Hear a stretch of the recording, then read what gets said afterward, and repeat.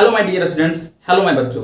तो अभी हम लोग चैप्टर नंबर 4 द्विघात समीकरण लेक्चर नंबर 3 करेंगे। और जो हम लोग का टॉपिक होगा बहुत बेहतरीन टॉपिक होगा, मूलों की प्रकृति और विविक्तकरण। इसको हम लोग डिस्क्रिमिनेंट बोलते हैं और डी से डिनोट करते हैं। इस बात को याद रख लो, उसका संबंध हम लोग देखेंगे। सीधा यदि कॉन्सेप्ट में जाते हैं तो जो हम लोग का समीकरण दिया हुआ रहेगा, क्या दिया हुआ रहेगा? समीकरण। वहां से हम लोग को डी निकालना पड़ता है। क्या निकालना पड़ता है? डी निकालना पड़ता है। और जो डी निकालने का जो सूत्र होता है ना, वो होता है b² माइनस 4ac। ये डी निकालने का सूत्र है। इस द्विघात समीकरण से हमको डी का मान निकल जाता है। और जब डी का मान निकल जाता है तो उसके मूल के विषय में भी हम लोग को पता चलता है। यानी कि मूल जो मेरा होता है ना, 2 होता है। द्विघात समीकरण के मूलों की संख्या कितना? 2। एक होता है अल्फा और दूसरा होता है बीटा। ठीक है, तो उसका संबंध क्या बोलता है? पहला जो कंडीशन होता है, यदि डी का जो वैल्यू है, जो मान है कि नहीं, वो आंसर निकल के आएगा यदि डी बराबर 0 होगा। पहला कंडीशन, डी बराबर 0 होता है तो जो मेरा मूल होगा ना, जो मेरा मूल होगा वो कैसा होगा? वास्तविक होगा। कैसा होगा? वास्तविक होगा। और समान मूल होगा। कैसा मूल होगा? समान मूल होगा। ये मेरा पहला कंडीशन बोलता है। कहने का मतलब अल्फा और बीटा का जो मेरा आंसर निकल के आएगा वो दोनों एक ही होगा। समझ में आया? यानी कि डी का जो मान जब 0 आएगा। दूसरा कंडीशन होता है कि जब डी का जो वैल्यू आएगा वो धनात्मक होगा, यानी 0 से बड़ा होगा। 0 से बड़ा होगा कहने का मतलब है कि 1 2 3 4 5 6 इस तरह से जब हम लोग आगे बढ़ते रहेंगे तो जब धनात्मक होगा डी का मान, तब उस समय जो मेरा मूल होगा ना, वो क्या होगा? वो तो वास्तविक होगा। कैसा होगा? वास्तविक होगा। और जो मेरा मूल होगा असमान होगा। यहां पे क्या होगा? असमान होगा। समझा? मतलब अल्फा और जो बीटा का मान निकल के आएगा वो दोनों अलग अलग निकल के आएगा। ठीक है ना? और जो मेरा तीसरा कंडीशन होता है कि जब हम डी निकालते हैं, डी का वैल्यू द्विघात समीकरण से निकालते हैं, तो जो डी मेरा है वो ऋणात्मक में निकल के आता है। ठीक है, यानी कि -3 -1 -2 है कि नहीं, ऋणात्मक संख्या निकल के आता है। तो उस कंडीशन में यानी कि डी मेरा रहेगा छोटा और 0 रहेगा बड़ा।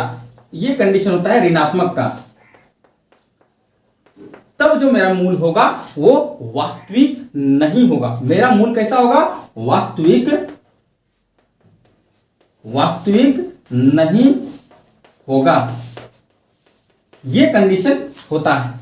तो यहां से ये संबंध है डी का, और इसी को हम लोग बोलते हैं मूलों की प्रकृति। बात समझ में आया? इसको और एक बात देख लो, इसको हम लोग बोलते हैं संपाती मूल भी बोलते हैं। संपाती मूल भी इसको बोलते हैं। तो वर्ड इसको याद रखना है ताकि एग्जाम में कोई दिक्कत नहीं हो। ठीक है ना? तो चलिए, हमने 3 क्वेश्चन लिया है और तीनों क्वेश्चन को 1 by 1 step by step solve करेंगे, ताकि इस वीडियो के बाद आपको कहीं जाने का जरूरत नहीं पड़ेगा। ठीक है ना? तो चलिए क्वेश्चन में देखते हैं। आप चाहे तो इसका स्क्रीनशॉट ले सकते हो। हाँ तो माय डियर, अभी जो एग्जाम में क्वेश्चन आने वाला है ना, वहां पे लिखा रहेगा मूलों की जांच करें या मूलों की समीक्षा करें। कहने का मतलब हमको क्वेश्चन से डी का वैल्यू निकालना है और हमको लिखना है कि मूल मेरा वास्तविक है या फिर वास्तविक नहीं है। वास्तविक है तो समान है या फिर असमान है। तो चलिए 1 बाय 1 क्वेश्चन को सॉल्व करते हैं। फर्स्ट क्वेश्चन यहां पे देखते हैं, 3x² + 2x - 1 = 0। सबसे पहले हमको यहां पे a, b और c का मान निकालना है, लिखना है। यानी कि x² के साथ जो गुणांक होता है उसको बोलते हैं a, और x के साथ जो गुणांक होता है उसको बोलते हैं b, और ये मेरा c जो होता है ये अचर पद होता है। यानी कि हम यहाँ पे पहला क्वेश्चन का आंसर लिखेंगे। a का जो मेरा संख्या होगा वो 3 होगा, b का जो मेरा संख्या होगा वो 2 होगा, और c जो मेरा संख्या होगा -1 होगा। यहां तक बात क्लियर है? बिल्कुल क्लियर है सर। और हम d = निकाल देंगे, और ये जो फॉर्मूला है इसमें हम लोग वैल्यू पुट कर देंगे। इसमें वैल्यू क्या कर देंगे? पुट कर देंगे। यानी कि b², यहाँ पे b बराबर 2 है, उसका मात्रा में 2। ठीक है, माइनस का साइन है, माइनस देंगे। 4 इंटू है, यहाँ पे a बराबर 3 है, यहाँ पे c बराबर 1 है। यहां तक इस बात का क्लियर है, यहां तक कोई दिक्कत नहीं है सर। यानी कि जो इसका आंसर आएगा 2 2 जा 4, माइनस माइनस हो जाएगा प्लस, और 4 3 जा 12, और 12 1 जा 12।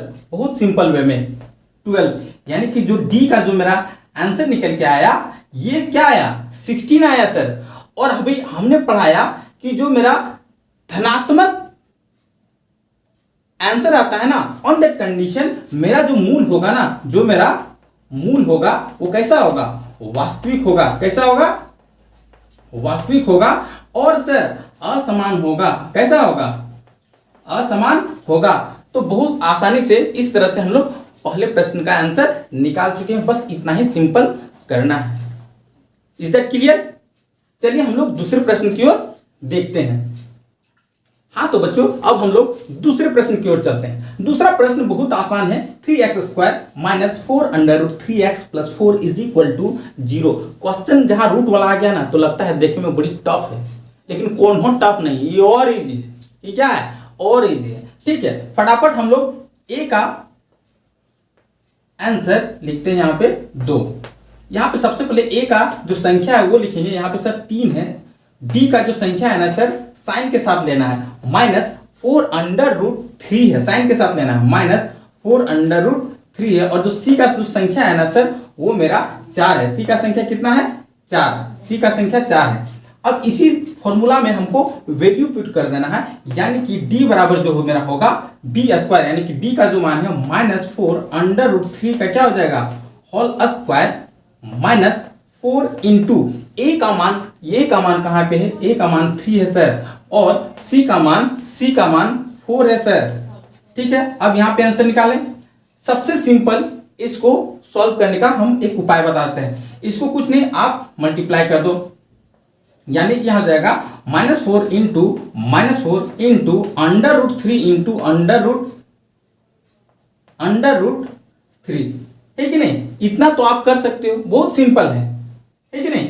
यानी कि 4 4 जा 16, और यहाँ पे 2 अंडर रूट के बदले एक संख्या निकल के आता है, ठीक है, इंटू 3। यदि आपको कहीं भी परेशानी है कि नहीं रूट के जोड़ घटाव गुना भाग में, तो नीचे डिस्क्रिप्शन में मेरा वीडियो का लिंक दिया गया है, आप वहां से जाके देख सकते हैं। और यदि आप चैनल में बिल्कुल नए हैं तो प्लीज चैनल को सब्सक्राइब करें, ठीक है ना। चलिए आगे बढ़ते हैं। यहाँ पे फिर इसको सॉल्व करेंगे। यहाँ हो जाएगा 4 4 जा 16, और 16 3 जा 48।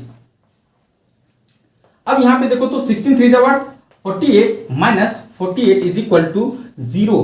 तो सर यहाँ पे जो डी का वैल्यू निकल के आया, वो मेरा निकल के आया सर 0। यानी कि जो मेरा मूल होगा ना सर, जो मेरा मूल होगा वो क्या होगा सर, वास्तविक होगा। क्या होगा, वास्तविक होगा और समान होगा सर। और कैसा होगा, समान होगा, है कि नहीं। तो बहुत ही आसान क्वेश्चन, और आसान क्वेश्चन का आसान आंसर, बट एग्जाम में गारंटी के साथ 1000% गारंटी के साथ प्रत्येक साल क्वेश्चन आता ही आता है। तो कहनो किसी को हड़बड़ाने का जरूरत नहीं है, गड़बड़ाने का जरूरत नहीं है। रास्ता क्लियर है कि नहीं, एकदम 4 गेट ठोक के चलना है, ठीक है ना। चलो तीसरे प्रश्न की ओर चलते हैं फटाफट, विदाउट एनी हेजिटेशन।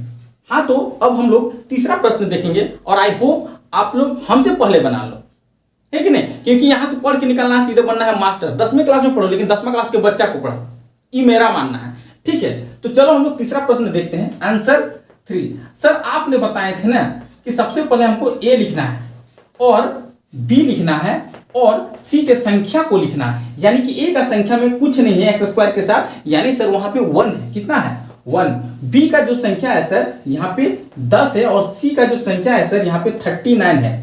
यहां तक क्लियर है बात को, बिल्कुल क्लियर है सर। और जो मेरा डी बराबर फॉर्मूला होता है, उस फॉर्मूला को यहाँ पे रख के इस पे वैल्यू पुट कर देना है सर। यानी कि बी स्क्वायर, बी बराबर 10 है, तो यहाँ सर हो जाएगा 10 का whole square, minus 4ac, 4 into A का मान सर 1 है, और सी का मान 39 है, ठीक है ना। चलिए 10 को 10 से मल्टीप्लाई करेंगे सर, आ जाएगा मेरा 100, ठीक है। 10 को 10 से मल्टीप्लाई करेंगे, आ जाएगा 100, माइनस यहाँ पे 39 को 4 से मल्टीप्लाई करेंगे, 9 4 जा 36, हैंड में 3, और 4 3 जा 12, और 3 क्या हो जाएगा 15, यानी कि 156 को फिर 1 से मल्टीप्लाई करेंगे ना तो 156 ही आएगा, है कि नहीं। अब यहां पे एक माइनस करेंगे तो यहां पे मेरा आंसर आ जाएगा -56। Is that clear. यानी कि सर यहां पे जो मेरा डी निकल के आया ना वो आया है सर -56, और ये एक ऋणात्मक संख्या है सर। ये एक कौन सा संख्या है? यस, ऋणात्मक संख्या है सर। तो इसका जो मूल होगा ना सर, मूल वो वास्तविक नहीं होगा सर। मूल क्या होगा? वास्तविक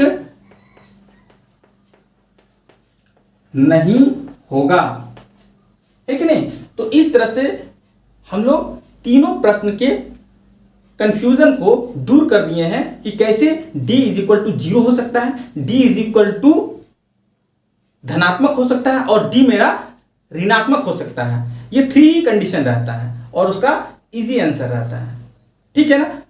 तो चलिए फिर मिलते हैं नेक्स्ट वीडियो में। चैनल को प्लीज आप लाइक्स करें, वीडियो को शेयर करें, कमेंट करें और एक बार सब्सक्राइब कर दो, ठीक है ना भाई।